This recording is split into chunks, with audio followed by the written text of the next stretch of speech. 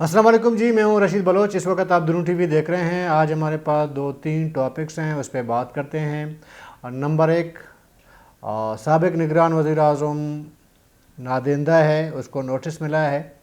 Nation party ने people party की हिमायत का ऐलान किया है सदारती इंतखाब में। और एक अहम खबर, मुस्लिम लीग में शामिल एक सरदार जो पीपल पार्टी का जियाला है, उस पर भी बात करते हैं।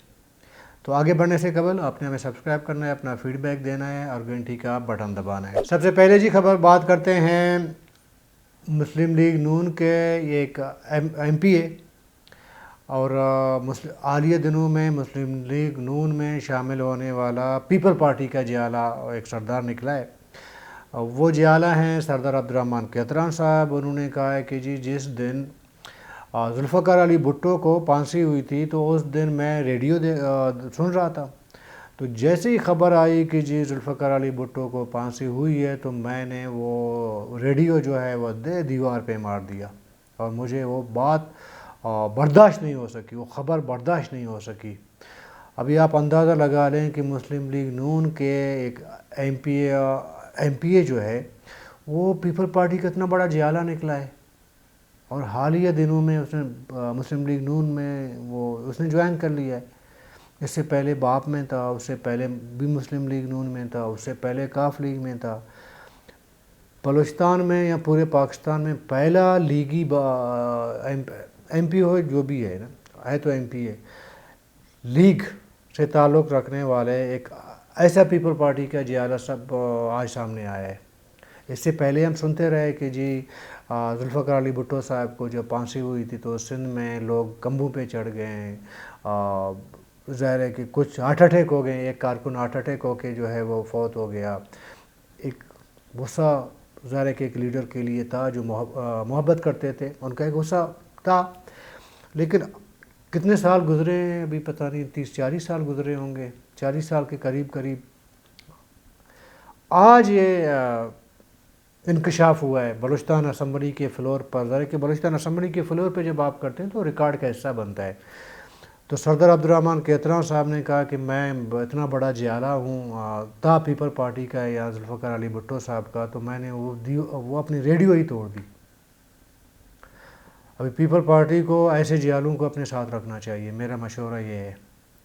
और फौरी तौर पर जो है ज़रा कि वो तो मजबूरी हुई होगी ना नून लीग में जाने का, लेकिन पीपल पार्टी का अपने ऐसे पुराने जियाले जो है ना, इनको चुन चुन के बलूचिस्तान से अपने प्लेटफार्म पर लाना चाहिए, पीपल पार्टी में शामिल करना चाहिए। और नून लीग से पहले इस एमपीए को पीपल पार्टी को मेड लेके जाना चाहिए कि जी आप बुनियादी तौर पर हमारा ही हो, लेकिन आप ये गलत जगह गए तो इसको दोबारा एडॉप्ट करना चाहिए। दोबारा नहीं, असर नौ एडॉप्ट करना चाहिए, क्योंकि इससे पहले पीपल पार्टी को भी नहीं पता था कि जी इतना बड़ा जियाला बलूचिस्तान में भी पाया जाता है। बहरहाल अगली इस पे आते हैं जी। नेशनल पार्टी ने आखिरकार उनका सेंट्रल कमेटी की मीटिंग हुई है। इतला ये है कि नेशनल पार्टी ने सेंट्रल कमेटी के इजलास में अक्सरियत ने फ़ैसला किया है, ये सदारती अभी इंतखाबात हो रहे हैं ना कल 9 मार्च को, तो नेशनल पार्टी ने मुत्तफ़िक़ा तौर पर पार्टी ने फ़ैसला किया है कि हमने आसिफ अली जरदारी साहब को वोट करना है। इससे पहले 4 जमाती इत्तेहाद बन गया था बलूचिस्तान में इंतखाबी धांधली के ख़िलाफ़। उसमें पश्तूनख्वा में HDP, BMP और नेशनल पार्टी 4 जमातें थी। कोई हफ्ता 10 दिन DC ऑफिस के सामने एहतजाजन कैंप भी लगाया गया था। यहाँ पे एक बड़ा जलसा हुआ था जिसमें सरदार अख्तर मेंगल, महमूद खान अचकज़ई, डॉक्टर मालिक बलोच साहब, इन सब ने स्पीच की थी। और 2 दिन पहले जब वज़ारत आला के लिए जो इलेक्शन हो रहे थे उससे नेशनल पार्टी के मेंबरान ने बॉयकॉट भी किया। फिर डॉक्टर मालिक साहब ने अपने एक इंटरव्यू में कहा कि जी हमने सेंट्रल कमेटी ने फ़ैसला किया कि हमने अपोजिशन में बैठना है। ये तमाम फ़ैसला सेंट्रल कमेटी के थ्रू हुए थे। आज फिर एक और सेंट्रल कमेटी हुई है नेशनल पार्टी की, उसमें उन्होंने फ़ैसला किया कि जी हम आसिफ अली जरदारी साहब को वोट देंगे। तो इससे पहला मैसेज ये है कि जो 4 जमाती इत्तेहाद बन गया है अपोजिशन का, उसमें نیشنل پارٹی کو آپ الگ سمجھیں آج سے جو یہ اعلان ہوا ہے۔ دوسری بات یہ ہے، اس کی وجہ یہ ہے کہ دیکھیں آصف علی زرداری کے مقابلے میں محمود خان اچکزئی صاحب ہیں جو آلریڈی 4 جماعتی اتحاد کے اس میں شامل ہیں۔ وہ ایک تو اس وجہ سے اس کو الگ سمجھا جائے۔ میرا ذاتی خیال ہے کہ نیشنل پارٹی کے سینٹرل کمیٹی کی جو اکثریت کا فیصلہ ہے میں اسے اتفاق نہیں کرتا، ذاتی طور پر ایز اے جرنلسٹ میں نہیں کرتا۔ دیکھیں اس سے آپ کا جو موقف ہے نا وہ بڑا کمزور پڑے گا۔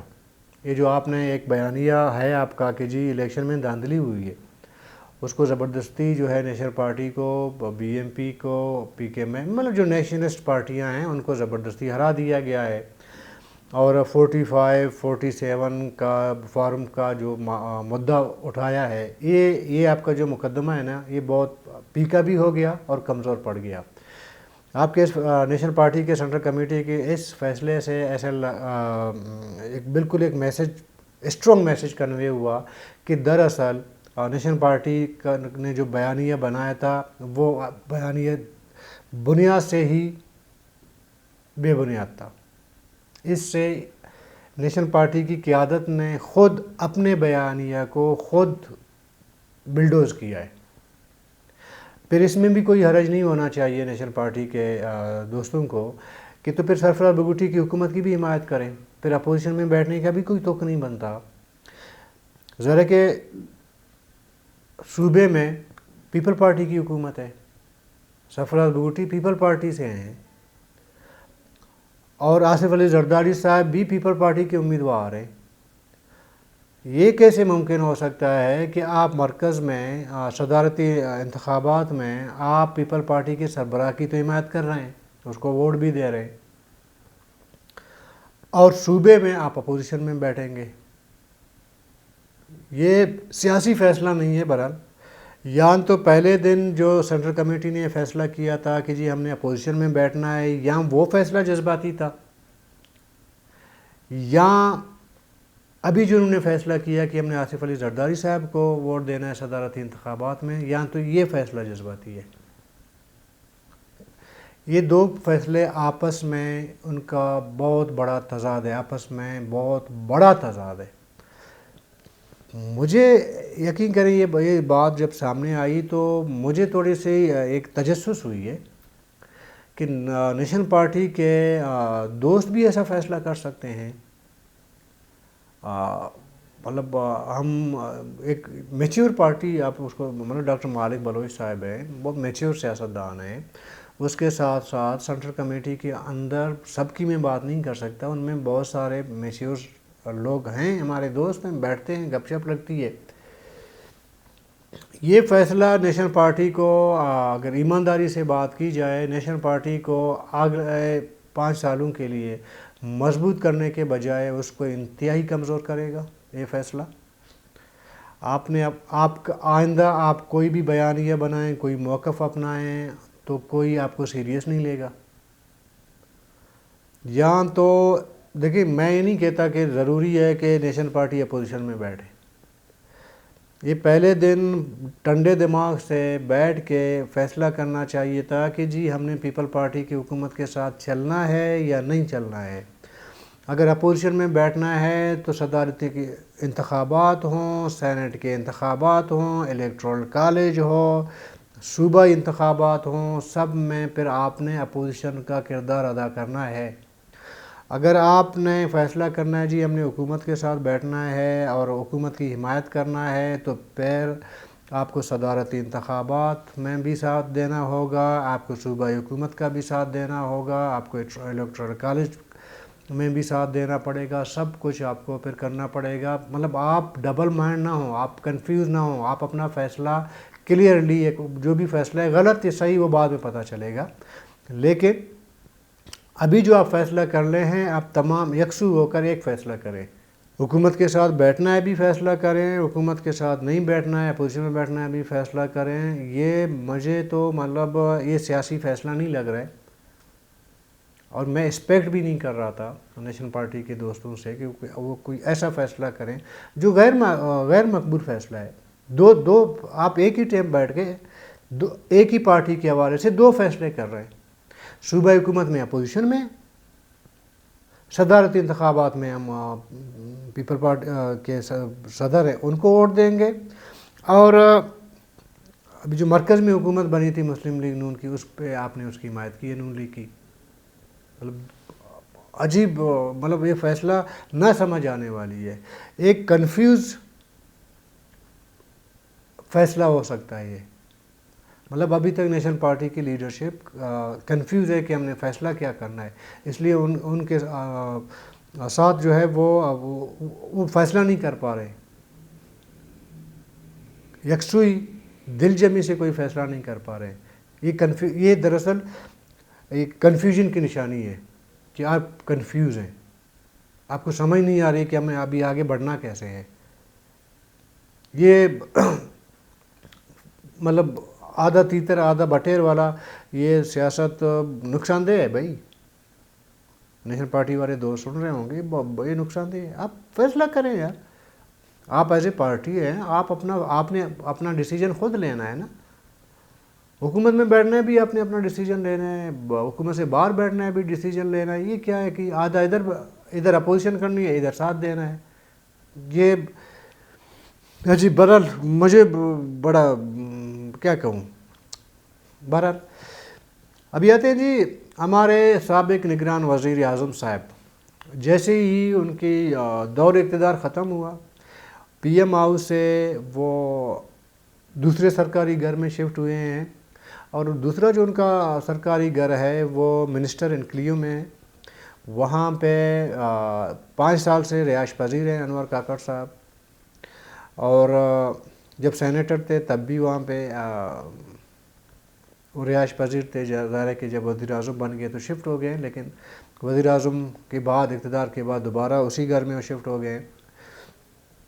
تو محکمہ ہاؤسنگ ہے، اس نے ایک نوٹس بھیجا ہے وزیر اعظم صاحب کو، سابق وزیر اعظم صاحب کو، انور کاکڑ صاحب کو، کہ جی آپ کے اوپر 60 لاکھ روپیہ واجب الادا ہے. یہ 60 لاکھ روپیہ دراصل یہ جو 5.5 سال کی جو مدت ہے جس سرکاری گھر میں وہ رہ رہے ہیں ان کا کرایہ ہے.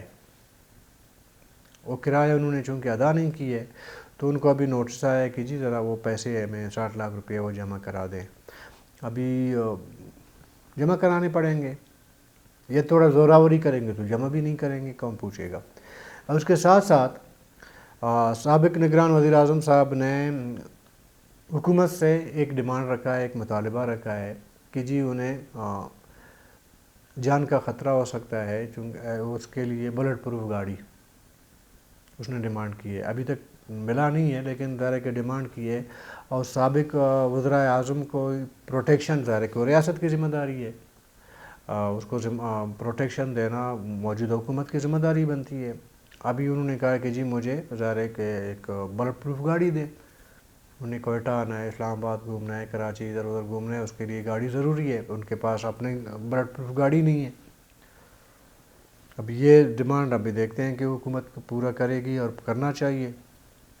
سارے کے سابق وزیر اعظم ہے نا، سابق وزیر اعظم کو کا ایک پروٹوکول اپنی جگہ ہے، وہ پروٹوکول اس کو دینا پڑے گا. اور پہلا بندہ نہیں ہے جنہوں نے بلٹ پروف گاڑی مانگی ہے. اس سے پہلے بھی بہت سارے سابق چیئرمین سینیٹ، سابق وزراء اعظم، سابق جس جنریشن میں رہے ہیں نا، اسپیکر وغیرہ، انہوں نے بھی بلٹ پروف گاڑیاں. سابق چیف جسٹس افتخار چودھری صاحب جب ریٹائر ہوئے تو انہوں نے بھی ڈیمانڈ کیا جی مجھے بھی بلٹ پروف گاڑی دیں. تو کچھ کو ملا ہے، کچھ کو نہیں ملا.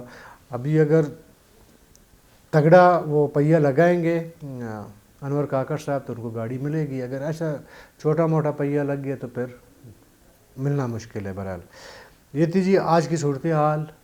کل تک کے لیے اجازت دیجیے. اللہ حافظ.